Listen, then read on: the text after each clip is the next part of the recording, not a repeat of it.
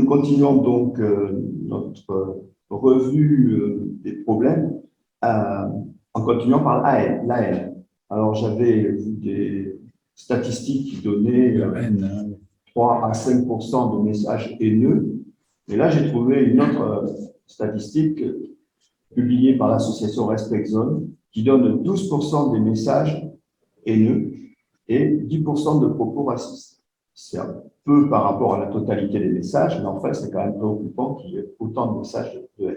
Alors, il y a une psychologue qui a montré que l'agressivité et la méchanceté sont des émotions particulièrement contagieuses. Donc, toute personne qui reçoit, des messages de haine peut être amenée par contagion à lui aussi donner dans le système. Et bien sûr, ces messages de haine nuisent au climat social et à la démocratie. Le problème, c'est qu'en fait, il y a plus d'1 million de messages publiés sur Facebook chaque seconde et plus de 400 heures de vidéos diffusées sur YouTube chaque minute. Donc, on comprend que contrôler tous ces médias, c'est quand même une chose très difficile, pour ne pas dire illusoire. Alors, bien sûr, il y a des lois qui cherchent à être mises en œuvre, et il y a eu la tentative de Laetitia Avia, qui a été un peu avortée, puisque le Conseil constitutionnel est revenu sur ce texte, mais bon, petit à petit, ça gagne du terrain, l'idée d'une loi. En Allemagne, en 2017, il y a eu une loi qui a été adoptée, et même la Commission européenne travaille à la Digital Service Act, qui est aussi une loi qui correspondrait à toute l'Europe.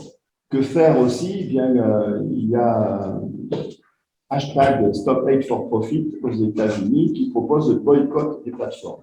Une autre solution serait le contre-discours, c'est-à-dire que par rapport à un discours de haine, on pourrait essayer de contrer, d'expliquer, etc., pour les génères. Et enfin, je signale la plateforme Pharos, plateforme d'harmonisation, d'analyse, de recoupement et d'orientation des signalements, qui a été créée par le ministère de l'Intérieur et qui reçoit les signalements de contenu illicite. Ceci dit, là aussi, le nombre personnel de cette plateforme semble déjà insuffisant par rapport au problème. Mais enfin, ça part d'un bon sentiment et c'est une possibilité.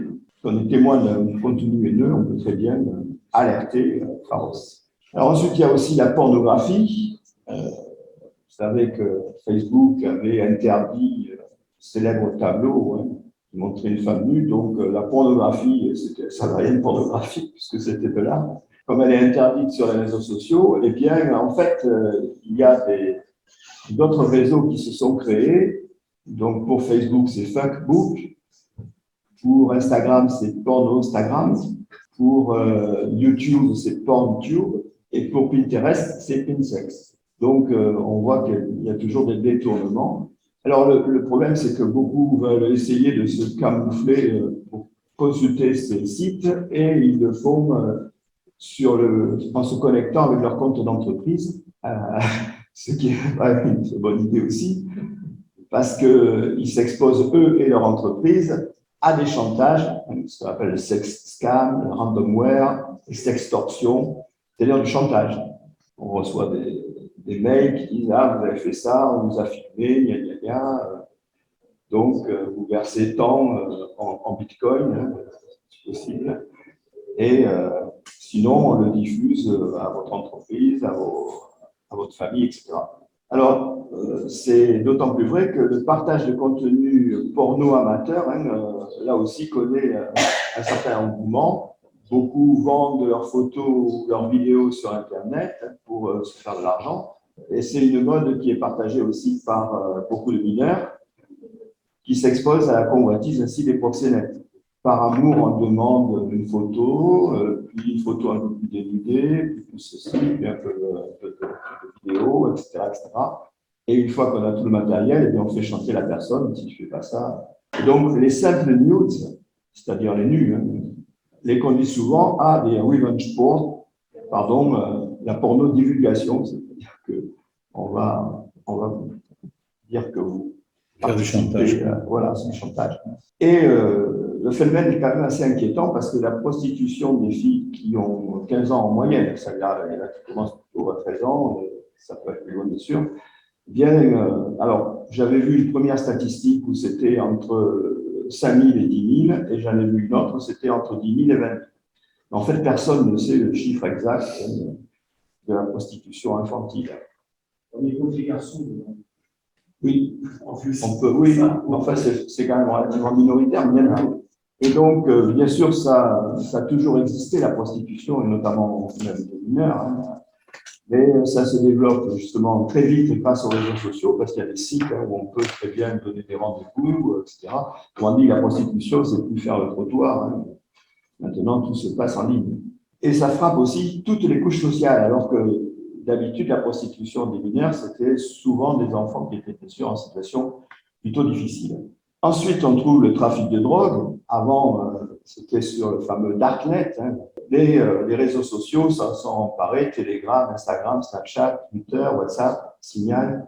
Tout ça, bien sûr, participe au trafic. Il y a des annonces qui sont faites, des offres. On organise même facilement les paiements et on fait des livraisons à domicile. Alors, ça a été en particulier là aussi vrai pendant le confinement, hein. Donc, on parle aujourd'hui d'Ubershit. Ces trafiquants, hein, bien sûr, sont guidés par tout un tas de principes marketing, hein.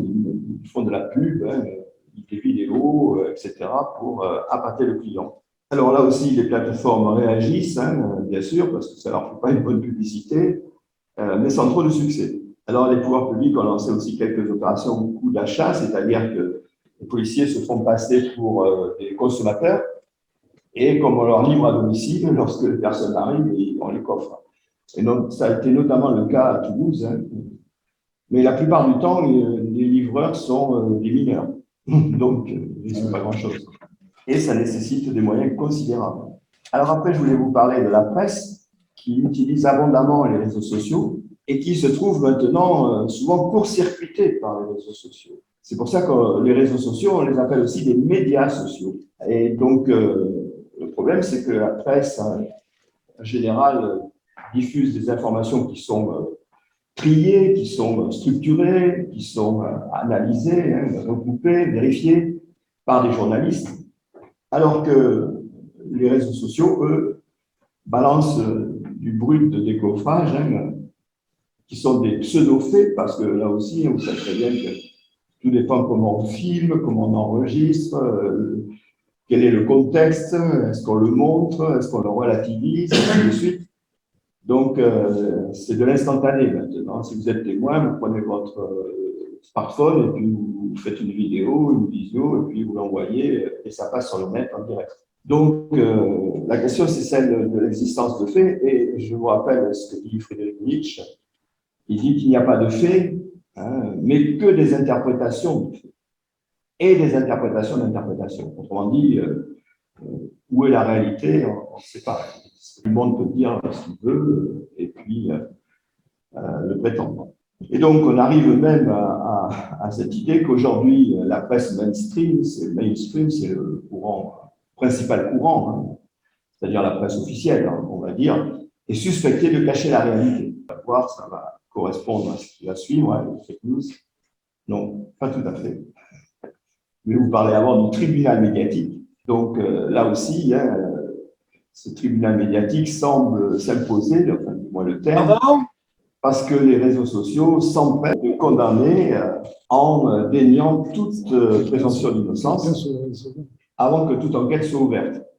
Alors, on parle de ce fait, hein, de l'opinion publique, hein, s'instaure en juge d'une justice 2.0 pour le web 2.0. Hein. Donc, même si hashtag Balance ton corps, hein, connu à libérer la parole des femmes, en fait, la dénonciation n'est jamais confrontée à la parole de l'accusé. Et donc, c'est un déni de justice flagrant. Donc, le bashing et le shaming montrent que l'émotion prend le pas sur les faits. Encore une fois, on est toujours dans un monde émotionnel. Et donc, il y a tellement d'affaires juridiques qui sont traitées sur les réseaux sociaux qu'un États-Unien a eu l'idée de créer un webunal, c'est-à-dire un tribunal du web, où on pourrait, où le web pourrait juger de petits accrochages, des altercations entre individus, hein, petits conflits. Hein, donc, on ne passerait plus par la justice, mais chacun serait amené à exposer ses faits, et puis les gens voteraient pour l'un ou pour l'autre. Voilà, alors je vais annoncer un peu à l'avance, les fake news. Donc, les fake news, c'est les fausses informations, hein, ou infox. Elles sont transmises de façon volontaire ou involontaire. Ça, c'est le problème. Il faut bien distinguer entre les créateurs de fausses informations et les propagateurs. Autrement dit, on reçoit une fausse information. Si on n'essaie pas de la confronter à la réalité, et si on la retransmet à tout son carnet d'adresses, hein, eh bien, on diffuse des fake news. Donc, on distingue les désinformations qui sont volontaires. Il y a des gens qui veulent effectivement tromper, hein, autrui. Et des désinformations, donc, qui sont justement ce type de personnes qui ignorent le caractère faux de l'affaire et la transmettent. Et donc, il s'agit de déstabiliser, de nuire au débat public. Donc, on s'est aperçu que ce phénomène s'amplifie lors des périodes de crise, d'anxiété et d'incertitude. Et donc, on vient de traverser de telles périodes. Et donc, les fake news font florès. On s'aperçoit que beaucoup maintenant ne regardent plus les médias principaux, mais plutôt prennent toutes leurs informations sur les réseaux sociaux. C'est un peu grave parce qu'il y a des études qui ont été faites qui montrent que 33% pensent que certains fake news sont vrais. Et donc, le côté viral, hein, c'est-à-dire la propagation, hein, qui se développe assez rapidement, est amplifié par des fermes à clics. Alors, les fermes à clics, c'est des individus qui ont stocké tout un tas de téléphones portables, de cartes SIM, d'ordinateurs, et qui cliquent sur des messages pour augmenter leur notoriété. Et c'est aussi robotisé, quoi. Et donc, ces fermes à clics sont souvent situées en Asie. Ces robots logiciels, ou bots, hein, on en a parlé déjà, sont gérés par de l'intelligence artificielle qui exploite ce qu'on appelle les biais cognitifs. On en parlerait un peu plus loin. Et donc, sur l'ensemble des messages qui sont véhiculés sur Internet, on aurait 40% qui seraient dus à des robots. On dit la part humaine, là, ce serait que 60%. Là aussi, c'est quand même assez inquiétant, hein, cette proportion prise par ces robots. Donc, s'ajoutent aussi les trolls, mais j'ai déjà défini, hein, les individus qui créent volontairement des polémiques pour tromper ou manipuler. Alors, on s'aperçoit aussi que la viralité des fake news est plus élevée que celle des informations véridiques. Autrement dit, plus c'est faux et mieux ça passe, mieux ça circule. Alors, bien sûr, là, on a cité déjà souvent les algorithmes, hein, qui ne sont pas pour rien. Donc, la notion de biais cognitif dont je parlais a été mise en évidence par un psychologue, hein, qui a eu le prix Nobel d'économie, Daniel Kahneman. Et bien sûr, depuis, il y a beaucoup de gens qui se sont emparés de ces biais cognitifs, et il y en a une grande quantité. Ça veut dire que notre cerveau, même en fonctionnant bien, hein, interprète très mal les données. J'ai fait des tests, même dans des écoles d'ingénieurs, hein, et ils sont aussi sensibles, enfin, si on peut dire, aux biais cognitifs que tout le monde. C'est pas une question d'instruction. Donc, selon Herbert Simon, les informations consomment de l'attention. Et donc, comme il y a beaucoup d'informations, eh bien, ça tue la qualité de l'information. Alors, bien sûr, là aussi, il y a une volonté d'essayer de s'en défaire. Il y a le fact-checking, c'est-à-dire la vérification des faits, hein, qui se développe. Tout le monde a l'AFP factuel pour ça. Il y a les décodeurs du Monde pour le journal Le Monde, Décodex, Boxbuster, Fake Off, etc. Donc là aussi, ça se multiplie, hein, et maintenant, dans les émissions de télé, dès qu'il y a des émissions politiques où quelqu'un parle, tout de suite, il y a la possibilité de fact-checking, c'est-à-dire de vérifier si les chiffres qui ont été énoncés étaient bons ou faux. Alors, il y a aussi il y avait une loi de la liberté de la presse, hein, qui datait de 1881, ça date, et donc il y a une nouvelle loi qui a été adoptée en décembre 2018, qui dit que toute allégation ou imputation d'un fait dépourvu d'éléments vérifiables de nature à le rendre vraisemblable, hein, est une fausse information. Mais le Conseil constitutionnel a émis une réserve sur l'interprétation. Est-ce que c'est vraiment une fausse information ou pas? Qui peut le dire? Qui le sait? Au nom de quoi? Et on aboutit à la théorie du complot aussi.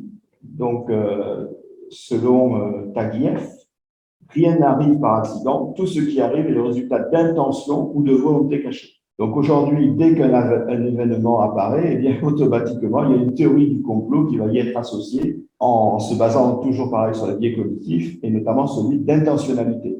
Si ça arrive, c'est pas le hasard, hein, c'est fait parce qu'il y a derrière quelqu'un qui conspire. Et YouTube semble être le support privilégié. En 4 clics sur YouTube, vous tombez sur une théorie du complot.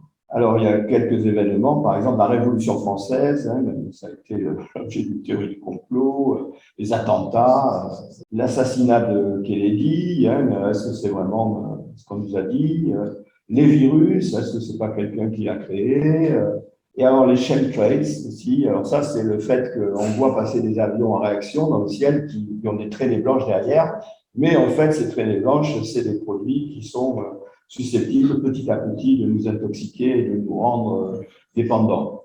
Sur les vaccins aussi. Oui, les vaccins, je parlais du virus, exactement. Enfin bon, tout événement aujourd'hui est l'objet d'une théorie du complot. Alors il y a quelques comploteurs aussi supposés, les lobbies, juifs en particulier, la franc-maçonnerie, Illuminati, Opus Dei, la CIA, Bilderberg, l'OMC, les multinationales, Big Pharma, les extraterrestres, etc. Les comploteurs, on est envahis par les comploteurs. Franchement, c'est peut-être pas tout fort. Et voilà, le problème, il est là. C'est oui. Qu'est-ce qui est complot, qu'est-ce qui n'est pas. Il y a toujours un petit bout de vérité dans leur truc. C'est ça, c'est que souvent, ça se base sur quelques minutes. Et oui. Et donc là, théoriquement, on devait avoir Sylvain Cavalier. Oui, c'est tout à fait théorique, parce Ouais. qu'on ne l'a pas vu arriver. Il n'est pas connecté, donc Sylvain Cavalier, Alors, on va zapper. Hein. D'autant plus que comme j'avais participé à sa conférence, j'avais pris des notes. Donc, c'est effectivement un comploteur qui s'est en quelque sorte rebellé et est passé de l'autre côté maintenant. Donc, il dit, voilà, hein, je le cite en fait, hein, l'adhésion au complotisme commence par un doute. Ensuite, il est renforcé par la méfiance à l'égard des autorités. Donc, dès que les autorités parlent, maintenant, automatiquement, on va prendre l'aspect contraire. Par le souci de reprendre aussi le contrôle sur son environnement, on se dit qu'on est malmené, donc il faut faire quelque chose, de se démarquer, de se sentir unique, de se considérer, si vous êtes un des rares hein, qui éveille l'attention, hein, qui est un jeteur d'alarme, automatiquement, vous allez être bien considéré. Ça donne donc une raison d'être, et il faut éliminer une menace que le complot précise. Donc, les motivations des comploteurs sont l'argent, la défense d'une idéologie politique ou religieuse et la reconnaissance sociale. La théorie du complot présente une menace collective pour la paix sociale et une menace individuelle pour la sécurité et la santé. Sylvain Cavalier, hein, à un moment donné, quand même, commençait à se poser des questions sur ce qui se passait dans sa tête. Pour en sortir, il faut résoudre le problème de fond, tomber sur la théorie de trop. C'est vrai que des fois, vous tombez sur une théorie et vous dites quand même, là, non, c'est pas possible. Discuter avec d'autres, essayer de confronter les points de vue, bien sûr, garder le contact, ne pas se braquer, mettre en lumière les mensonges, réfléchir sur les intérêts personnels des complotistes, parce que là, on se dit, tiens, mais pourquoi il fait ça, il gagne de l'argent, ne pas nier les problèmes sociaux, améliorer la transparence. Et donc, le complotisme, en fait, montre l'existence aujourd'hui de 2 France. Les jeunes, ils sont particulièrement sensibles, comme ceux qui manquent d'instruction, hein, c'est plutôt ceux qui ne sont pas instruits qui donnent de la théorie du complot. C'est aussi les personnes qui sont dans les partis extrémistes, on va dire, et ceux qui se sentent marginalisés. Donc, il y a des sites d'observation, là aussi, hein, conspiracywatch.info, et puis celui de Sylvain Cavalier, qui est débunker des étoiles. Donc, si vous allez sur ce site, bien, il essaye de démonter les complots. Et donc, le problème, c'est que la lutte contre le complotisme devient une théorie du complot. Alors, tu citais le cas de Liberace, hein, on avait montré la même chose, on avait dit, dès que l'on veut essayer d'éteindre une rumeur, ça la renforce. On la renforce, hein, parce que, après tout, pourquoi on fait ça? Alors après, il y a les influences économiques, bon, rapidement, hein, elles sont généralement productives, mais on s'aperçoit que les réseaux sociaux, à l'emploi, au travail, et que bien sûr, ça a fait baisser la productivité. Les réseaux sociaux sont utilisés pour mettre en œuvre aussi des escroqueries. Et puis, les études montrent que l'usage des réseaux sociaux conduit à des dépenses accrues. Hein. Ça pousse à la consommation. Donc, on a presque terminé. Sociologiquement, donc je vais vite là aussi, eh bien, c'est ce qui est évoqué, c'est la perte du réel. Si vous rentrez dans des fake news et des complots, ou même des réseaux normaux, vous perdez le réel et vous perdez aussi les contacts vrais avec les amis, la famille et le couple. Tout à l'heure, tu parlais des restaurants où chacun est avec son smartphone. Hein. On se demande pourquoi ils sont allés au restaurant. Oui. Et je l'ai vu souvent. Bien sûr. C'est fréquent. C'est fréquent. Et dans le monde entier. Oui, oui. Parce que j'étais aux antipodes il n'y a pas très longtemps. Ils ont l'image à l'envers. Hein. Oui. Ah oui, il faut avoir des bonnes choses. Donc, psychologiquement, les effets des réseaux sociaux sont nombreux. Alors, on a évoqué déjà l'addiction qui implique une dépendance chronophage. Donc, les statistiques actuelles, c'est 3 heures en moyenne par jour, avec des troubles du sommeil, parce que si on veut consulter ces messages, il faut rester connecté. La couleur du soleil, du smartphone, hein, empêche de dormir. Alors après, on a mis en évidence aussi un syndrome, le syndrome FOMO, Fear of Missing Out, c'est-à-dire la peur de rater quelque chose. Alors on a tellement peur de rater quelque chose qu'on va rester connecté en permanence, hein, parce qu'on ne sait pas hein, si quelqu'un a appelé, si quelqu'un... C'est une nouvelle, hein, je vous ai dit, l'économie de l'expérience, de l'émotion, de l'expérience. Hein. Et donc l'équilibre général, par l'implication du narcissisme, Phyllis en a parlé, hein, du fait aussi de partage d'humeur négative, donc de stress. Alors il y a des jeunes hein, qui comptent le nombre de j'aime de leur message, hein, et si ça n'atteint pas un certain niveau, eh bien tout de suite c'est une atteinte à leur personnalité ou à leur intégrité. Et donc ça pourrait conduire à la dépression. On a vu aussi déjà le cyberharcèlement conduisait au suicide. Et d'après une étude de l'Université de Pennsylvanie, passer plus de 30 minutes sur les réseaux sociaux, eh bien, endommage la santé mentale. 30 minutes par jour, continue. Oui, 30 minutes par jour. Continue. Oui, parce que bon, on y passe... 30 minutes, c'est court hein, par rapport à la moyenne. Oui, ils ont fait une étude sur je ne sais pas combien d'étudiants pendant tant de temps. Et puis, ils ont ensuite fait passer des questionnaires et même psychologiques pour voir. Et apparaîtraient hein, de nouvelles affections aujourd'hui. Donc, jusqu'à présent, on connaissait des problèmes psychologiques, mais il y aurait des problèmes psychologiques qui seraient liés. Bon, alors là, je passe, c'est l'analyse des réseaux sociaux. Comme les entreprises hein, utilisent les réseaux sociaux, il y a des études sociologiques sur les réseaux sociaux, hein, avec la théorie des graphes, etc. Et donc, je passe au contrôle des réseaux sociaux. Donc, le contrôle, c'est limiter, bien sûr, les contenus qui sont faux, violents, pornographiques, etc., haineux, terrorisme. Mais ces informations se propagent, on l'a dit, très vite. Et les parlementaires se heurtent au Conseil constitutionnel qui défend les libertés. Donc, les réseaux sociaux servent aussi. Donc, c'est pas si simple que ça de contrôler, puisqu'il y a des gens qui s'y opposent, en parlant, bien sûr, de liberté d'expression. Les réseaux sociaux servent aussi à organiser des rassemblements, de gilets jaunes, de black blocs, des apéros qui dégénèrent, des rave parties, ainsi de suite. Et donc, il faut surveiller ces réseaux sociaux, mais la surveillance s'avère difficile et coûteuse. Car ces réseaux sociaux, vous savez, sont régis par des algorithmes qui cherchent à retenir en ligne les individus en contrôlant les informations qui nous sont soumises et nous font réagir. Et donc, une ancienne employée de Facebook, Frances Haugen, a mis en évidence cela en disant que les algorithmes favorisaient tout ce qui était justement critique, tout ce qui était la peur, etc. Hein, et automatiquement, comme c'est émotionnel, ça fait réagir et plus on réagit, plus on reste, et plus on reste, plus la publicité rapporte. Et donc Bruno Patino là, a montré que 12 personnes choisies par les algorithmes, c'est-à-dire il y a 12 personnes qui avaient émis un message, eh bien, ils peuvent influencer 59 millions de personnes. Donc, les réseaux sociaux utilisent toutes les connaissances établies par les sciences, hein, les neurosciences, la psychologie, etc. Et en particulier, la stratégie d'ADA, qui a été démontré par Skinner, qui est un successeur de Pavlov, mais réflexe conditionné. Et donc, il a mis des souris dans une cage avec une pédale. Chaque fois que les souris appuyaient sur la pédale, elles avaient la nourriture. Et il s'est aperçu que si c'était vraiment régulier, les souris contrôlaient très bien le processus, c'est-à-dire qu'elles n'appuyaient sur la pédale que quand elles avaient faim. Alors, il a fait une deuxième expérience avec chaque fois que la souris appuie sur la pédale, où elle a rien, où elle a un peu, où elle a beaucoup, etc. On dit quelque chose d'aléatoire. Et là, ils se sont aperçus qu'il n'y avait aucune maîtrise, alors que la régularité entraîne la maîtrise, l'aléa empêche la maîtrise. Et donc, précisément, c'est ce qu'on disait, pourquoi il faut rester toujours en éveil, parce que aléatoirement, il peut se passer quelque chose. Et là, on voit à quoi ça sert aussi, cette aléa qui va permettre de désorienter les conduites. C'est le principe des casinos, c'est pareil.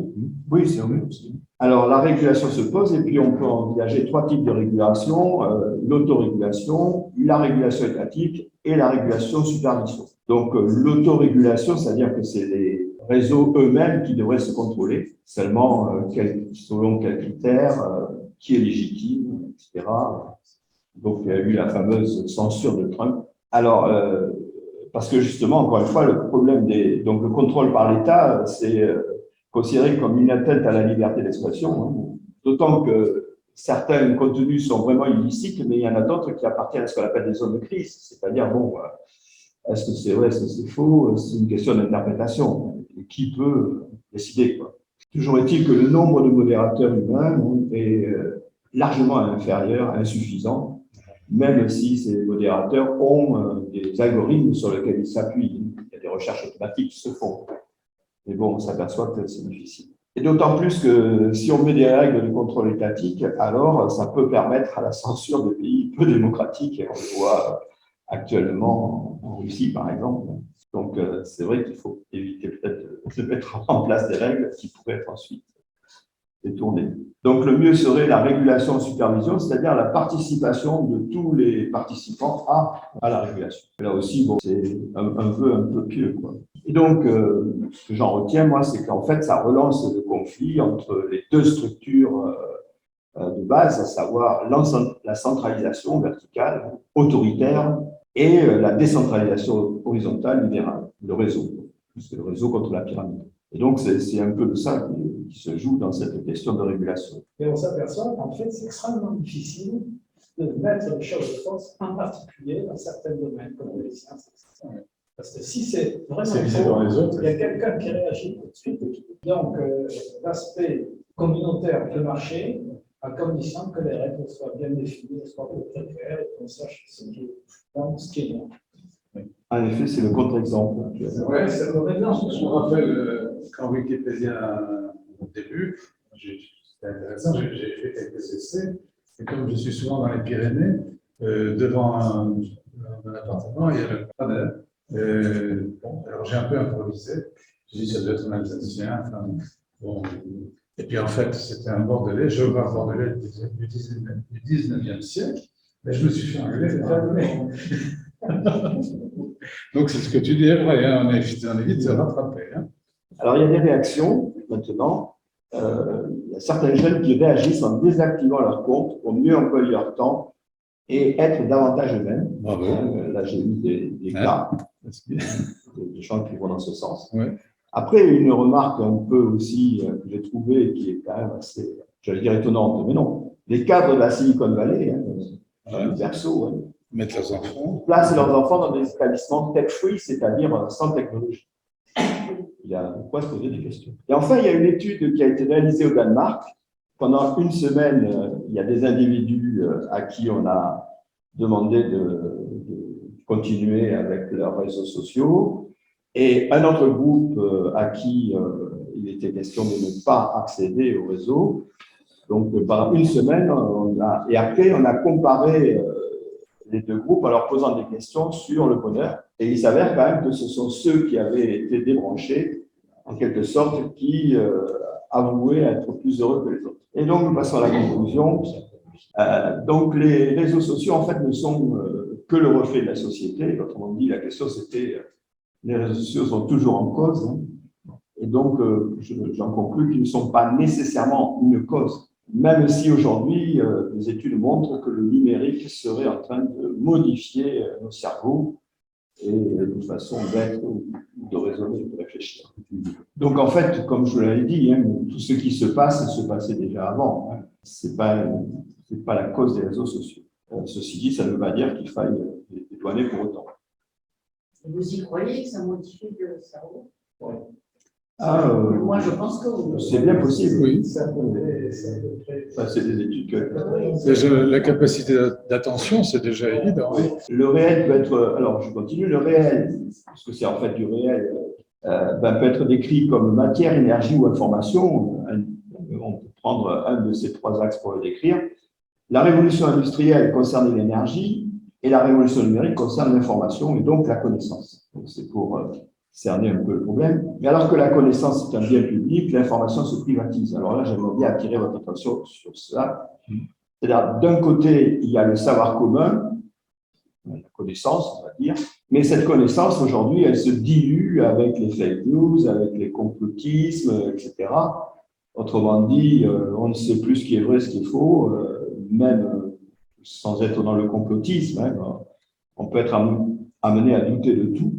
Donc, cette connaissance semble disparaître. Alors que de l'autre côté, l'information vraie, elle est monopolisée par les fameux GAFAM, hein, qui, à l'aide de l'intelligence artificielle et des fameux big data, hein, savent de plus en plus de choses sur nous et donc sur la réalité, sur le réel. Et donc, vous voyez, il y a un écart qui se creuse entre la connaissance et l'information, une connaissance sociale mais qui se dégrade, et une information privée qui s'enrichit. Je crois que c'est là le nœud de la question.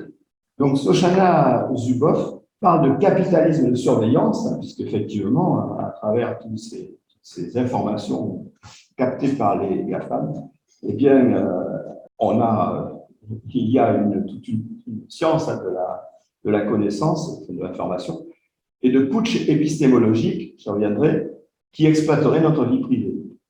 Ainsi, donc ça c'est une réflexion que j'ai eue, paradoxalement, défendre la liberté sur les réseaux sociaux, je me dis que certains parlementaires ou le Conseil constitutionnel défendaient à tout cran la liberté, eh bien, je pense que c'est en fait mieux aliéner notre liberté réelle, parce que si on défend la liberté des réseaux sociaux, on ne voit pas que derrière cette information qui constitue de façon privée, encore une fois, eh bien, elle nous aliène davantage. Donc là, il faut bien réfléchir un peu nos parlementaires et le Conseil constitutionnel. Parce qu'il n'y a pas de liberté sans maîtrise. Or, tout ce qui se passe sur les réseaux sociaux, c'est justement nous priver de maîtrise. Elle en déduit la disparition progressive de la démocratie, parce que la démocratie est basée sur la confiance, parce que la vérité, personne n'établit de vérité, même pas la science. Donc, c'est parce que nous sommes un certain nombre à avoir confiance dans une représentation sociale, d'ailleurs une représentation sociale qui est construite, comme l'a montré excellemment Berger-Luckmann, hein, le fameux livre « La construction de la réalité sociale », elle s'effondre, cette confiance maintenant, dans un espace public qui est fractionné, pulsionnel et émotionnel. Il y a des bulles de filtrage, hein, c'est la théorie d'Elie Pariser, qui enferment chacun dans sa propre opinion, parce que quand on a une opinion, qu'on la partage, automatiquement, les algorithmes ont fait qu'on va être en contact avec des gens qui pensent comme nous, hein, on va donc être renforcé dans ce qu'on pense, et donc on s'enferme progressivement dans notre bulle, ce que je disais tout à l'heure. Il y a donc autant de réalité qu'il y a d'humains, ça a toujours été vrai. Et Arthur Schopenhauer dit « Chaque être humain confond les limites de son propre champ de vision avec les limites du monde », c'est-à-dire que on a l'impression, quand on ouvre les yeux, qu'on voit la réalité à 380 degrés, hein, alors qu'en fait, ce n'est pas la réalité qu'on voit, c'est notre réalité, c'est la réalité qu'on a fabriquée dans notre cerveau. Mais justement, ces bulles hein, de réalité, elles sont de plus en plus fausses. Concrètement, donc, le modèle économique sous-jacent serait l'économie de l'attention. Effectivement, la question fondamentale, c'est capter l'attention. Et donc, afin d'augmenter leurs recettes publicitaires, les réseaux sociaux font tout pour capter notre attention. Et donc là, je cite Bruno Patino qui dit qu'en fait, notre capacité d'attention, c'est 9 secondes, c'est-à-dire 2 secondes de plus que celle des poissons rouges. Et donc là où les nouvelles technologies devaient nous faire gagner du temps, En fait, elles nous en font perdre. Et donc, la question de l'épistémologie devient prééminente. Où est la vérité? L'épistémologie, c'est cette discipline qui cherche à savoir comment on sait ce que l'on sait, comment fonctionne la science, qu'est-ce qui peut être vérifié, etc.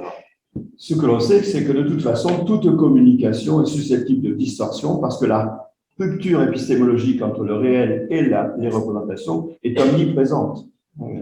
On n'en a pas l'impression, mais je dis souvent, c'est comme si on conduisait une voiture avec les yeux bandés, mais sans avoir la connaissance qu'on a un bandeau sur les yeux. Donc les croyances aujourd'hui l'emportent sur la raison. La connaissance des élites est suspecte, même. Vous savez, tous les conflits avec les élites, le savoir se meurt. Donc le doute hyperbolique de René Descartes doit être constamment remis en œuvre. L'esprit critique devrait nous animer en permanence. Et cela n'est pas naturel, c'est un effort qu'il faut faire. Au contraire, là aussi, notre cerveau, il a été conçu pour ne pas trop réfléchir. Et donc, il faut éduquer tout le monde à l'usage des réseaux sociaux et au civisme. Et quand je dis éduquer, je ne veux pas dire simplement instruire, c'est-à-dire qu'il ne faut pas simplement apprendre à se servir des réseaux sociaux. Le côté éducatif va beaucoup plus loin que ça. Merci pour votre attention.